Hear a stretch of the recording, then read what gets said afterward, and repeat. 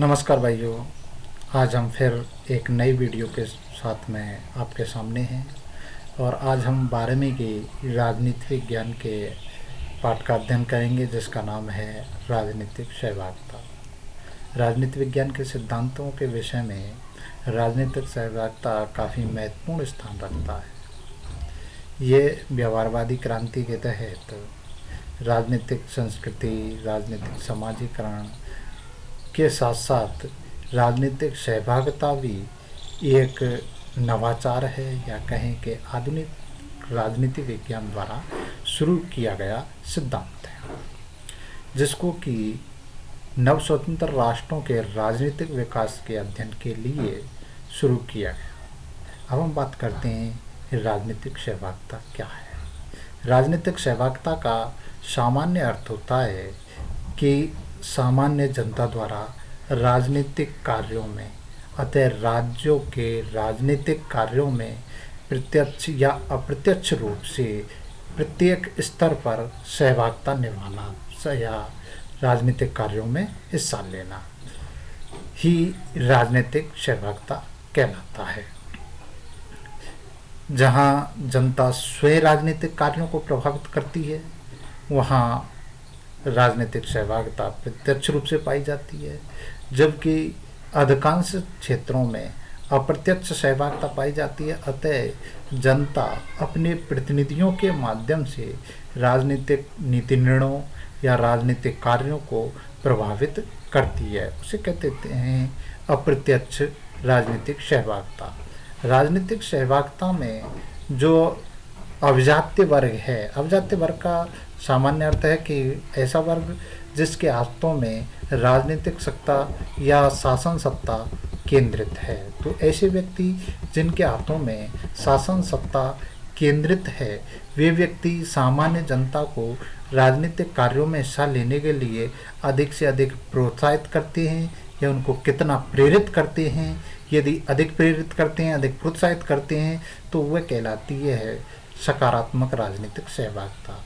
और यदि जिन व्यक्तियों के हाथों में शासन सत्ता केंद्रित है वे व्यक्ति यदि सामान्य जनता को राजनीतिक कार्यों में हिस्सा लेने से रोकने का प्रयास करते हैं तो वे कहलाते हैं नकारात्मक राजनीतिक सहभागिता।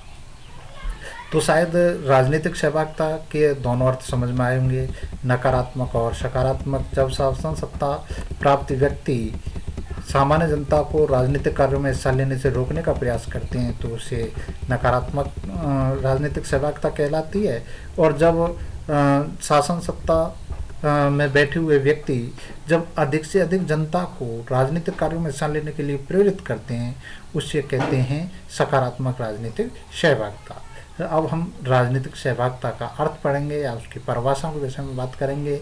और इसकी परिभाषा में सबसे महत्वपूर्ण परिभाषा मानी जाती है मैग्लोस्की की परिभाषा। राजनीति, हालांकि इसकी कई परिभाषा दी गई हैं और पुस्तक में भी दी गई हैं अनेकों परिभाषाएं, लेकिन सबसे सटीक परिभाषा मैग्लोस्की की परिभाषा है और सरल शब्दों में है। कंपटीशनों में ज़्यादा पूछी नहीं जाती है या पेपरों में भी इसकी परिभाषा नहीं पूछी जाती, तो ज़्यादा याद करने की आवश्यकता है नहीं। केवल मैग्लोस्की की परिभाषा को समझ लें, इसको भी याद करने की उतनी आवश्यकता नहीं है। मैग्लोस्की की जो परिभाषा है यह यहाँ जो शैक्षिक शब्द लिखा हुआ है यह गलत है, यहाँ राजनीतिक पढ़ें। यह उन राजनीतिक क्रियाओं और क्रियाओं से संबंधित है जिनमें नागरिक या जनता भाग लेती है और प्रत्यक्ष या परोक्ष रूप में जनता नीतियों के निर्माण में भाग लेती है। वे अंततः शासन में नीति निर्माण की संपूर्ण प्रक्रिया को प्रभावित करती है। वह सत्ताधारी लोगों की मनमानी पर अंकुश लगाती है।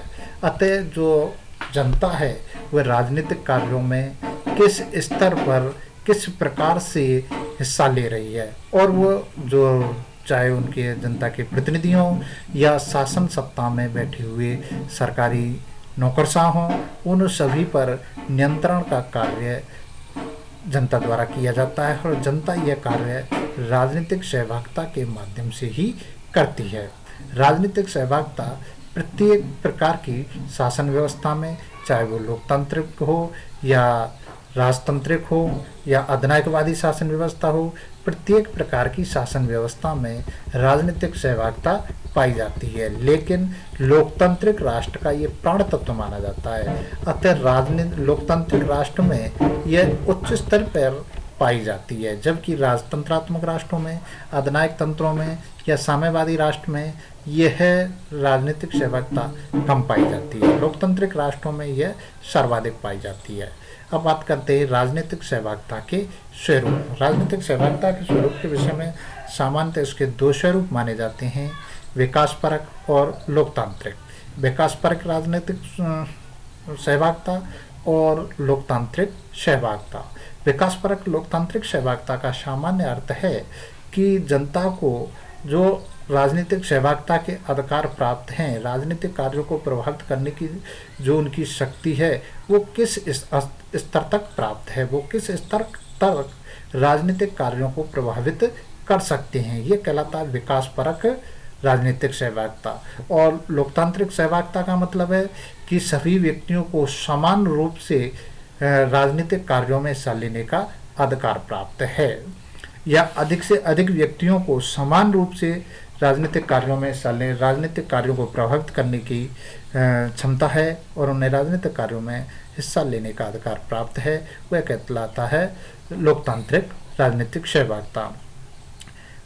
राजनीतिक सहभागिता में कितने व्यक्ति हिस्सा लेते हैं, इसके लिए सामान्यतः कुछ विचारक या कुछ जो सर्वे करता हैं वे ये मानते हैं जिन व्यक्तियों ने वोटों में या चुनावों में हिस्सा लिया, वोट डाली, वे सभी व्यक्ति राजनीतिक कार्यों में हिस्सा लेते हैं, अतः राजनीतिक सहभागिता मानी जाएगी।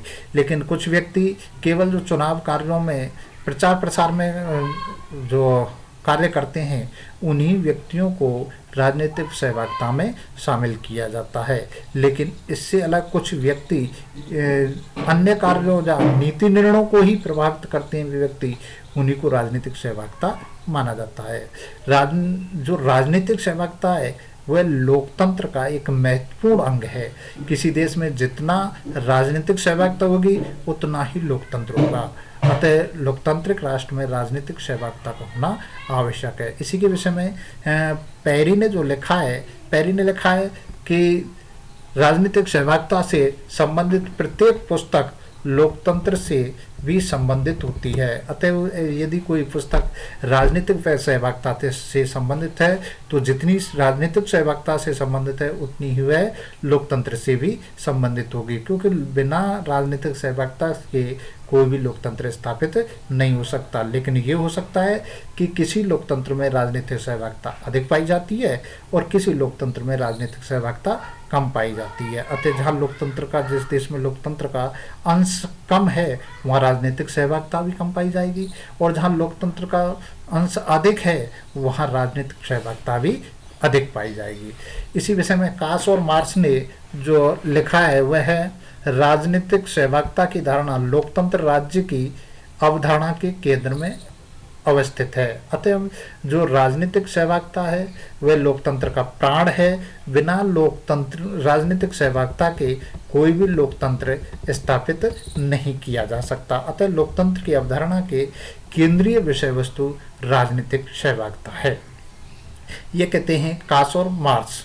अब हम बात करते हैं बर्बा और नी। बर्बा और नी ने भी, बर्बा और सिडनी ने जो लिखा है उसके विषय में बात करते हैं कि जहां निर्णयों में कम लोग भाग लेते हैं वहां लोकतंत्र का अंश कम होता है, जहां निर्णय में अधिक भाग लेते हैं, भागीदारी होती है, वहां अधिक प्रभावी लोकतंत्र पाया जाता है। अतः कहने का मतलब यही है कि जहां जनता को नीति निर्णयों को प्रभावित करने की क्षमता अधिक होती है, शक्ति अधिक होती है, वहां लोकतंत्र भी अधिक पाया जाता है। और जहां सामान्य जनता को राजनीतिक कार्यों में हिस्सा लेने या नीति निर्णयों को प्रभावित करने की क्षमता कम हो वहां पर लोकतंत्र भी कम पाया जाता है। ये सिडनी और नी ने अपने शब्दों में लिखा है। इसी प्रकार पेरिक्लीज का जो अंतिम भाषण है उसमें भी इसी प्रकार से कहा गया था कि उसके विषय में कि लोकतंत्र की निराली विशेषता और उसके नागरिकों को प्राप्त भूमिका में है। लोकतंत्र की निराली विशेषता उसके नागरिकों को प्राप्त भूमिका में है। अतः लोकतंत्र में जितनी वहाँ उसके नागरिकों को भूमिका प्राप्त है, अतः अपने राजनीतिक कार्यों को प्रभावित करने की क्षमता वहाँ के नागरिकों को है, उतना ही वहाँ पर लोकतंत्र होगा। ये पेरिक्लीज ने अपने अंतिम भाषण में कहा था। अतः हम ये कह सकते हैं कि लोकतंत्र बिना राजनीतिक सहभागिता के नहीं हो सकता, और राजनीतिक सहभागिता भी अधिकांशतः लोकतांत्रिक राष्ट्रों में ही पाई जाती है, लेकिन कुछ अंशों में यह अधिनायकवादी, साम्यवादी या राजतंत्रात्मक राष्ट्रों में भी पाई जाती है, लेकिन प्रमुख रूप से यह लोकतांत्रिक राष्ट्रों में ही पाई जाएगी। अब हम बात करते हैं नागरिक चेतना और राजनीतिक सहभागिता। नागरिक चेतना और राजनीतिक सहभागिता का क्या संबंध है? जहाँ जो पश्चिमी राष्ट्रों की हम यदि बात करें तो जिन राष्ट्रों में शैक्षिक स्तर अधिक है उन देशों में राजनीतिक सहभागिता भी अधिक पाई जाती है। इसके अलावा जनसंख्या का फैलाव क्या है? यदि जनसंख्या का फैलाव विस्तृत है, दूर दूर व्यक्ति निवास करते हैं, तो वो अपने प्रतिनिधि से संबंध स्थापित नहीं कर पाते। जब वो अपने प्रतिनिधि से संबंध स्थापित नहीं कर पाते तो राजनीतिक कार्यों में हिस्सा भी नहीं ले पाते, अतः राजनीतिक सहभागिता नहीं दर्शा पाते। इसके अलावा उनका सामान्य जनता का आर्थिक स्तर, यदि सामान्य जनता का आर्थिक स्थिति अच्छी है तो वो राजनीतिक सहभागिता बढ़ चढ़ कर दिखाते हैं, अतः राजनीतिक कार्यों में अधिक हिस्सा लेते हैं। और जब सामान्य जनता की आर्थिक स्थिति कमज़ोर है तो ऐसी स्थिति में वह राजनीतिक कार्यों में हिस्सा नहीं लेती, बल्कि अपने जीविकोपार्जन के जो साधन हैं, अपनी मूलभूत जो आवश्यकताएं, उनकी पूर्ति के लिए ही लगी रहती है और उसे राजनीतिक कार्यों से कोई मतलब नहीं रहता। अतः हम कह सकते हैं कि जहाँ राजनीतिक चेतना अधिक है वहाँ के व्यक्तियों का जीवन स्तर भी उच्च है, या जिनका जीवन स्तर उच्च है, चाहे वो आर्थिक हो, सामाजिक हो, राजनीतिक हो, तो वहाँ राजनीतिक सहभागिता भी अधिक पाई जाती है। अतः यहाँ राजनीतिक सहभागिता और व्यक्ति की चेतना, अतः व्यक्ति के स्तर के से सीधा संबंध देखने को पाया जाता है।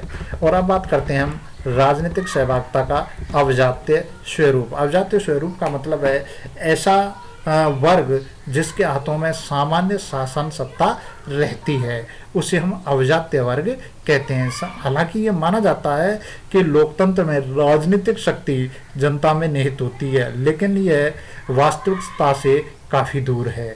वास्तविक स्थिति में जो जनता के प्रतिनिधि व्यक्ति हैं या तो राजनीतिक प्रतिनिधि हैं, वो ही राजनीतिक कार्यों में हिस्सा लेते हैं, बल्कि सामान्य जनता केवल मूक दर्शक के रूप में बैठी रहती है, या कहे कि केवल एक दर्शक के रूप में होती है, बल्कि कार्य करने वाले प्रतिनिधि होते हैं। जब अंदर जाकर देखा जाए तो प्रतिनिधि भी तकनीकी बातों के विषय में ज़्यादा जानकारी नहीं रखते, अतः कानूनी विषयों के बारे में वो जानकार नहीं होते, बल्कि वो भी अपने प्रशासनिक सचिवों या कहीं प्रशासनिक नौकरशाहों के भरोसे चलते हैं, और वही व्यक्ति, हालांकि जो प्रतिनिधि है वो एक निश्चित समय के बाद में बदल दिया जाता है, लेकिन जो नौकरशाह होते हैं वो राजनीतिक कार्यों को लगातार संचालित करते रहते हैं, और वो तकनीकी विषयों या कानूनी विषयों को भी अच्छे जानकार होते हैं, और मुख्य रूप से शासन का संचालन उन्हीं के द्वारा किया जाता है। जैसा कि शुम्पीटर ने कहा है कि शासन चलाना, जब हम शुम्पीटर के विषय में बात कर रहे थे, जैसा कि शुम्पीटर ने कहा कि शासन चलाना और सार्वजनिक नीतियां बनाना व्यावसायिक राजनीतिज्ञों का काम है। सामान्य नागरिकों की भूमिका चुनाव द्वारा अपने पसंद के राजनीतिक दलों के माध्यम से अपने प्रतिनिधियों को चुनने तक सीमित हो जाती है। अतः शासन सत्ता का संचालन जनता नहीं करती। हालांकि ये माना जाता है कि लोकतंत्र में राजनीतिक शक्ति जनता के हाथों में निहित होती है, लेकिन वास्तविक स्थिति ये नहीं है। जनता का कार्य सिर्फ अपने प्रतिनिधियों के चयन तक सीमित हो जाता है। वो अपने प्रतिनिधियों का चयन कर देते हैं, और वे प्रतिनिधि भी नौकरशाहों के ऊपर निर्भर रहते हैं, और मुख्य रूप से नौकरशाही शासन सत्ता का संचालन करते हैं। अतः मुख्य रूप से जो अवजात वर्ग है वही राजनीतिक सहभागिता में अधिक बढ़ चढ़कर हिस्सा लेता है, और सामान्य जनता उनके इशारे पर कार्य करने लगती है। और अब बात करते हैं राजनीतिक सहभागिता का स्वरूप।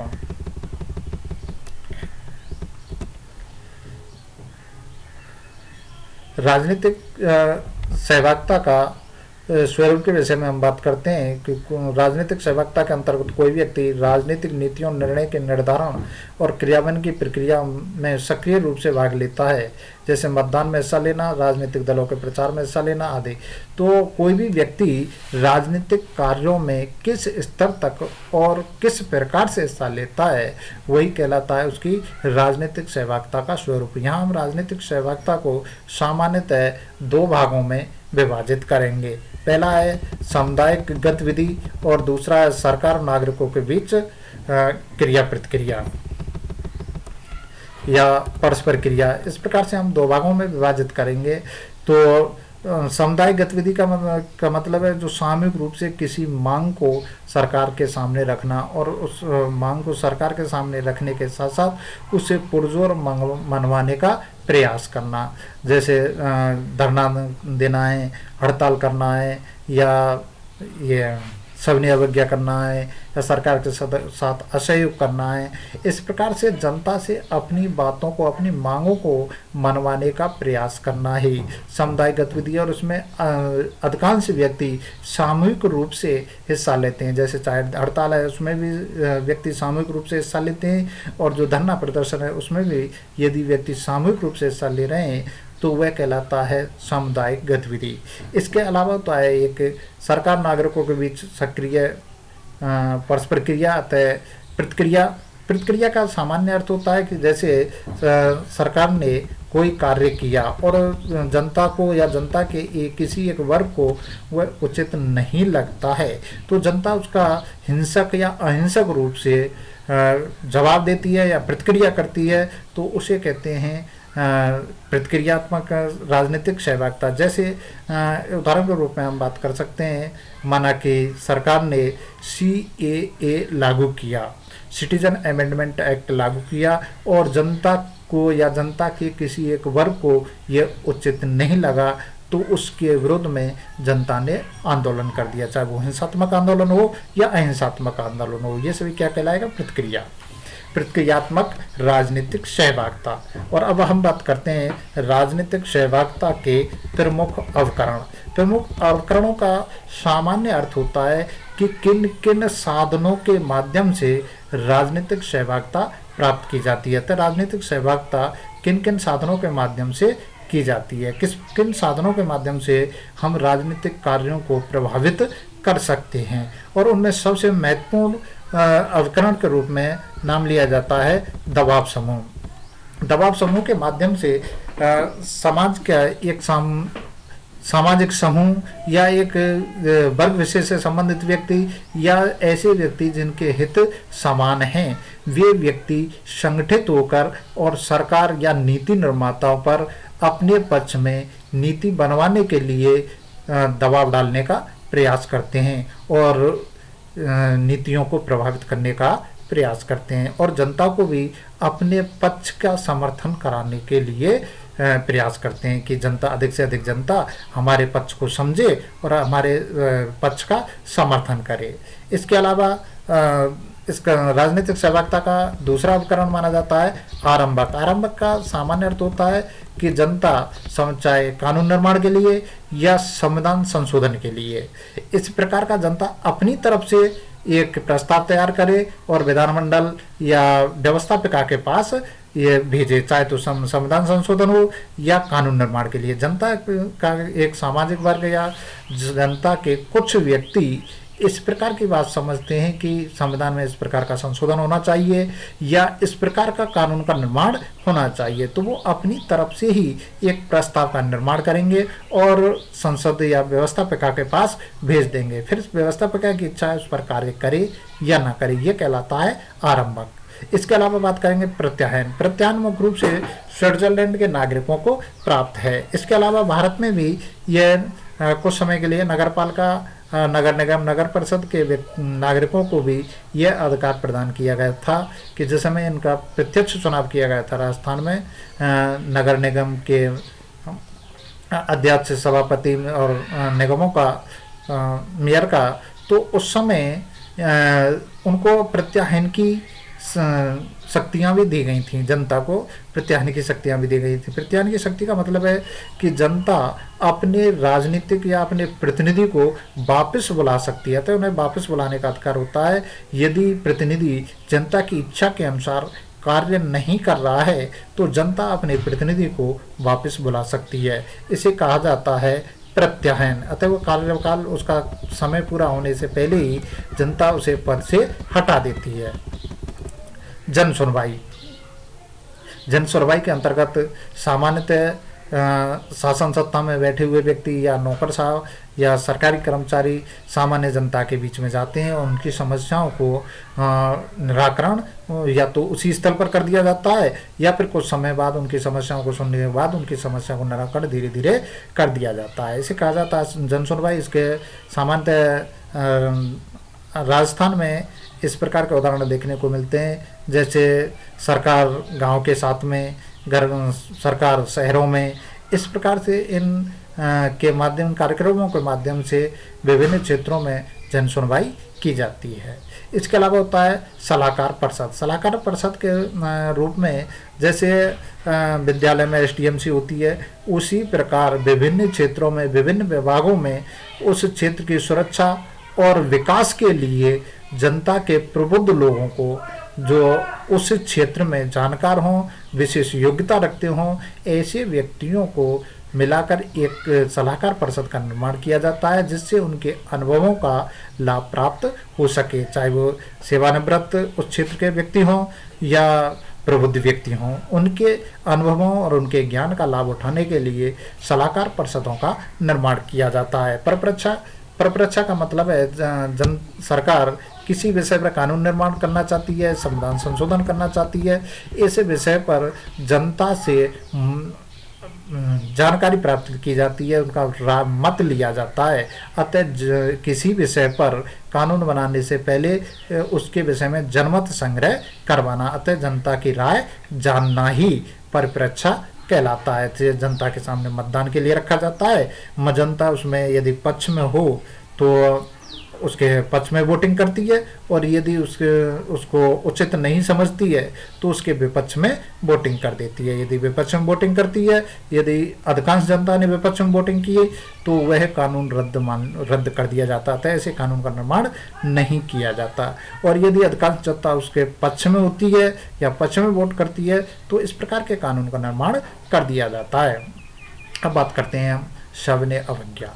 सविनय अवज्ञा का मतलब है कि जनता या जनता का एक वर्ग किसी कानून विशेष को उचित ना समझे या अन्यायकारी समझे या सरकार की नीतियों को गलत समझता है, तो गलत मानने पर अन्यायकारी नीतियों के विरुद्ध वह सरकार के विरुद्ध आंदोलन कर सकते हैं। यह पूरी तरह से अहिंसात्मक आंदोलन होता है और इसके अंतर्गत चाहे जनता सामूहिक रूप से गिरफ्तारी दे या उस कानून को सामूहिक रूप से तोड़ा जाता है और सरकार के सामने विरोध प्रकट किया जाता है कि हम इस कानून को स्वीकार नहीं करते और सामूहिक रूप से इस कानून का बहिष्कार करते हैं। अब बात करते हैं राजनीतिक प्रतिहिंसा। जो हमने इससे पहले प्रतिक्रियात्मक राजनीतिक सहभागिता के विषय में बात की, वही राजनीतिक प्रतिहिंसा के रूप में भी हो सकता है कि सरकार ने कोई कार्य किया, चाहे हमारे देश का समाज जनता या जनता का एक वर्ग विशेष यदि सरकार के उस कार्य से सहमत नहीं है और उस कार्य को समाप्त करना चाहता है तो उसके लिए सरकार के विरुद्ध प्रतिहिंसा की राजनीति अपनाई जाती है। और इसका एक उदाहरण है आतंकवाद। आतंकवाद हालांकि हमारे देश द्वारा प्रायोजित नहीं है, वह विदेशियों द्वारा भारत में प्रायोजित है, लेकिन भारतीय राजनीतिक द्वारा किए हुए कार्यों के विरुद्ध प्रतिक्रियात्मक स्वरूप में ये कार्य किए जाते हैं। अतः यह राजनीतिक प्रतिहिंसा कहलाएगी। यह इसमें किसी की संपत्ति को क्षति पहुंचाना, राष्ट्रीय संपत्ति को क्षति पहुंचाना या इस प्रकार आतंकवादी घटनाओं को घटित करना, ये सभी राजनीतिक प्रतिहिंसा के अंतर्गत आते हैं। अब हम बात करेंगे राजनीतिक सहभागिता की उपादेयता। राजनीतिक सहभागिता की क्या उपयोगिता है?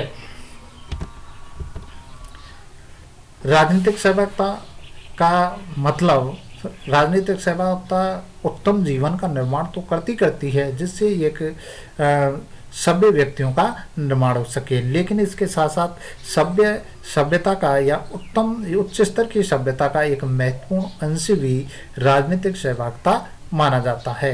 राजनीतिक सहभागिता के माध्यम से ही लोकतंत्र का विकास संभव है। यदि किसी राष्ट्र में लोकतंत्र स्थापित है तो वहाँ निश्चित रूप से राजनीतिक सहभागिता भी पाई जाएगी, और यदि वहाँ राजनीतिक सहभागिता नहीं है तो लोकतंत्र ज़्यादा समय तक टिकने वाला नहीं है। राजनीतिक सहभागिता के अंतर्गत नागरिकों को सार्वजनिक निर्णयों तक पहुँचने की सहायक होती है। अतः राजनीतिक सहभागिता का सामान्य अर्थ यही है कि राजनीति में जो निर्णय लिए जाते हैं, महत्वपूर्ण निर्णय लिए जाते हैं, उन तक सामान्य जनता की पहुंच कितनी है। वह राजनीतिक सहभागिता के माध्यम से ही जनता की पहुंच राजनीतिक निर्णयों तक हो पाती है। राजनीतिक सहभागिता के माध्यम से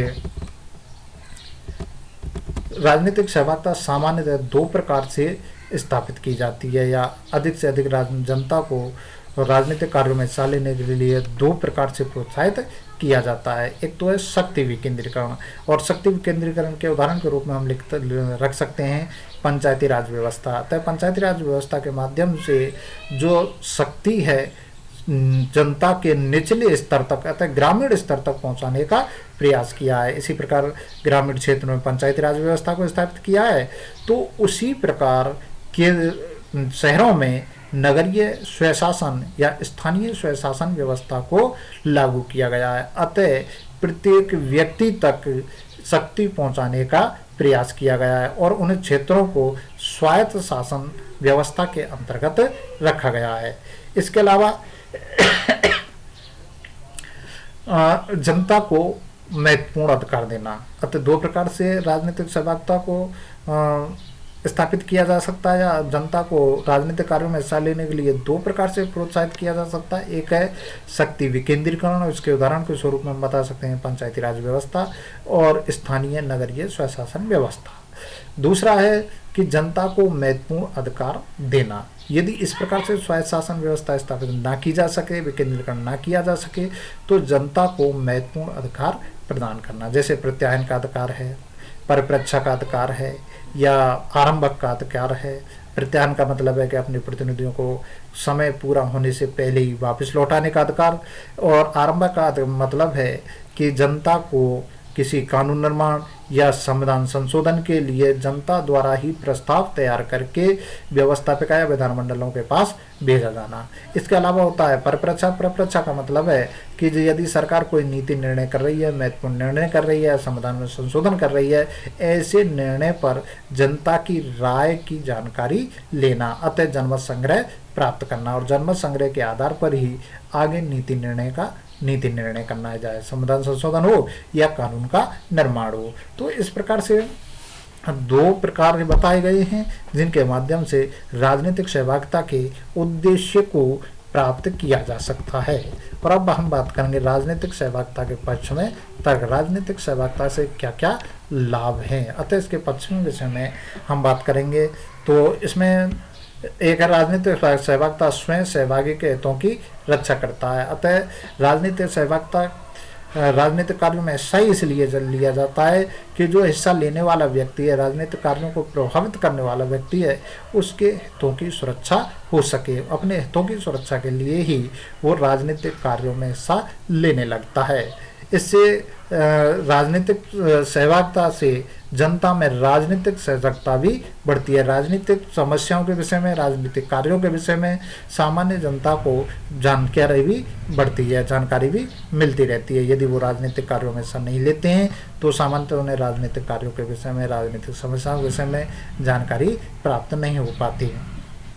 जब जनता राजनीतिक कार्यों में हिस्सा लेने लगती है तो जनता के कुछ वर्गों में राजनीतिक एकता या उनमें एकता का भी प्रसार होता है, भावनात्मक एकता विकसित होने लग जाती है।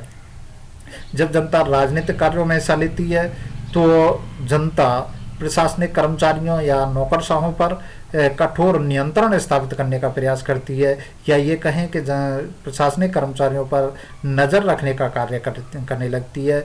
जब जनता प्रशासनिक कर्मचारियों नौकरशाहों पर नज़र रखती है तो इससे भ्रष्टाचार में कमी आना स्वाभाविक है, अतः भ्रष्टाचार में कमी आने लगती है। इसके अलावा जब जनता को राजनीतिक सहभागिता का एक उच्च स्तर प्राप्त है और वो राजनीतिक कार्यों को प्राप्त करने में सक्षम है, तो जो नौकरशाह हैं वो सामान्य कार्यों में अधिक समय नहीं लगा पाते, अतः लालफीताशाही और नौकरशाही में भी कमी आ जाती है। वो मनमानी करने नहीं लगते बल्कि जनता की इच्छा के अनुसार उन्हें कार्य करना पड़ता है। राजनीतिक, ये हम पहले अभी हमने बात की थी कि राजनीति किसी भी देश में जितनी राजनीतिक सहभागिता पाई जाएगी उतना ही लोकतंत्र का अंश होगा। अतः यदि हमें उच्च स्तर के लोकतंत्र का विकास करना है तो उच्च स्तर की राजनीतिक सहभागिता के अधिकार या अवसर वहाँ की जनता को देने होंगे। जब वहाँ की जनता को हम उच्च स्तर की राजनीतिक सहभागिता के अधिकार प्रदान करेंगे तब ही वहाँ पर उच्च स्तर का लोकतंत्र स्थापित हो पाएगा या विकसित हो पाएगा। अतः राजनीतिक सहभागिता लोकतंत्र के विकास के लिए भी महत्वपूर्ण है। हमने राजनीतिक सहभागिता के पक्ष और राजनीतिक सहभागिता के विषय में काफ़ी अध्ययन किया है, काफ़ी बातें की, तो लेकिन ऐसा नहीं है कि राजनीतिक सहभागिता के सिर्फ लाभ हों, इसके कोई नुकसान ना हो। राजनीतिक सहभागिता के कुछ नुकसान भी होते हैं या हानियाँ भी होती हैं।